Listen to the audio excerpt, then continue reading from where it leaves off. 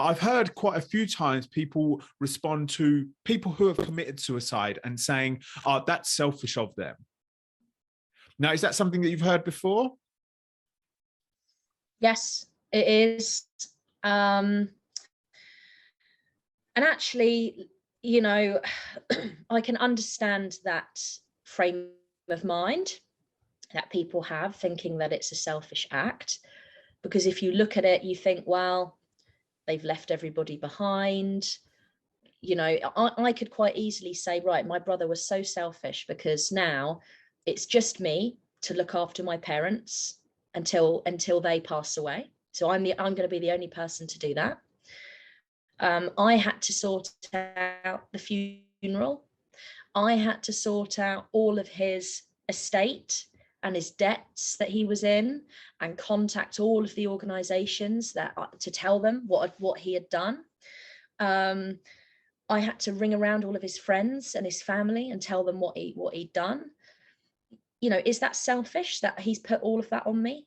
Dealing with the coroner's investigation, and to be frank, living the rest of my life heartbroken, because that's what I am, and that will never change.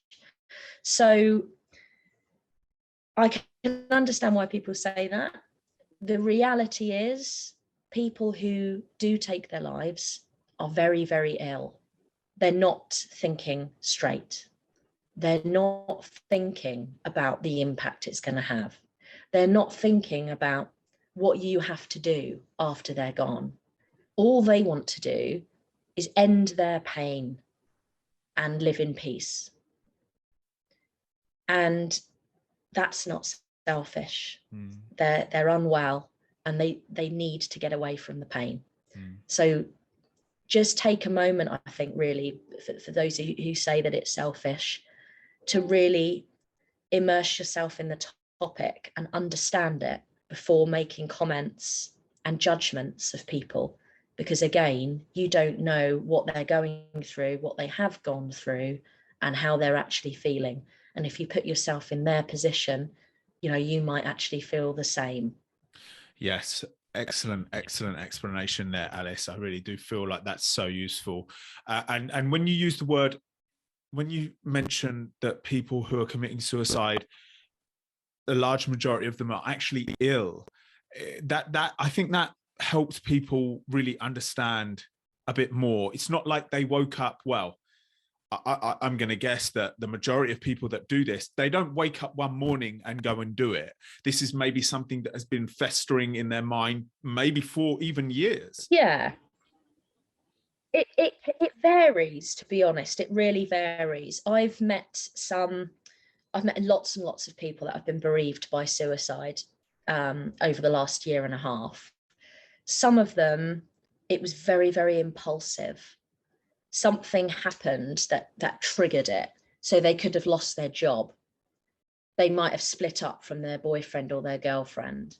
Something has triggered it where they think, oh my God, I can't live without this aspect of my life. But the vast majority have struggled for some time with their mental health. They might have even attempted to take their life several times beforehand. And my brother was one of those individuals. He tried probably 5 or 6 times before he actually did it. Okay.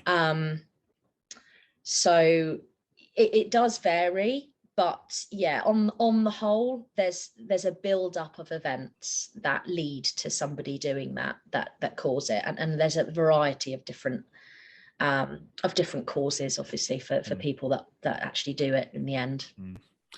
So now it really highlights the importance of this prevention measure, because if somebody has attempted suicide a number of times, or they've been thinking about it for some time, if we can catch them early enough and work with them in whatever ways or whatever techniques there are available to get them to make a U-turn in some way, then that's everything that we're after. That's why I'm very interested whether you have any plans for work in these types of areas alongside the tool. Well, I suppose the tool is actually doing that, isn't it? The tool is actually intervening. Yeah, It is, yeah. And we've actually got, and this figure blows my mind, but we've actually got 35,000 words, phrases, questions built in to the back end of the technology. And if any of those words, questions, phrases are searched for, Ripple is triggered. Now, if you just said to me a year and a half ago, name me 30 ways that somebody could end their life. Wow. I could probably tell you about 10. Yes. But it is unbelievable what people search for. Like you just wouldn't. As I said earlier, people are ill. People are seriously ill who are looking at this stuff, and they need support, and they don't need people judging them for that. And that's what Ripple is all about.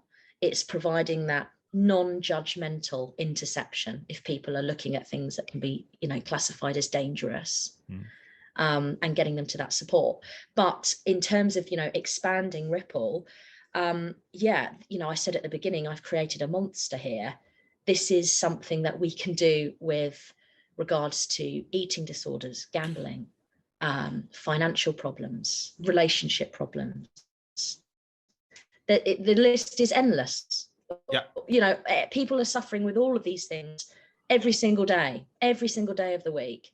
And Ripple, the concept, is ready for that. So yes, lots of plans going forward to expand. And the whole purpose of this, Jeremy, is we want to help as many people as we possibly can. Absolutely. And my mind is buzzing because, as you just mentioned, I feel like for the prevention of crimes of a sexual nature, for anybody that's using the internet because they're feeling like that's something that they want to do, there's plenty of keywords that would be fantastic to steer them away from. I mean, how incredible.